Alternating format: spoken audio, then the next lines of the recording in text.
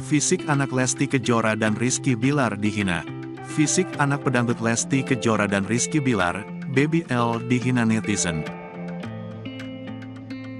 Mengetahui anaknya bersama Lesti Kejora dihina, Rizky Bilar beri balasan menohok. Kehidupan Rizky Bilar dan Lesti Kejora memang selalu menjadi pembicaraan publik. Setelah ramai diterpa kasus KDRT, aktor 27 tahun ini sempat dituding bangkrut hingga numpang hidup dengan istrinya, Lesti Kejora.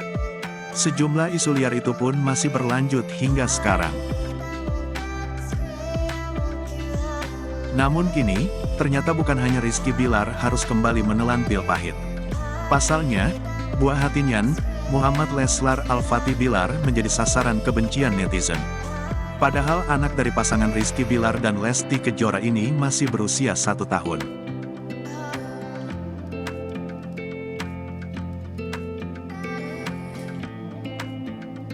Terlebih, dia hanya memamerkan momen kebahagiaan Baby L yang sedang tertawa.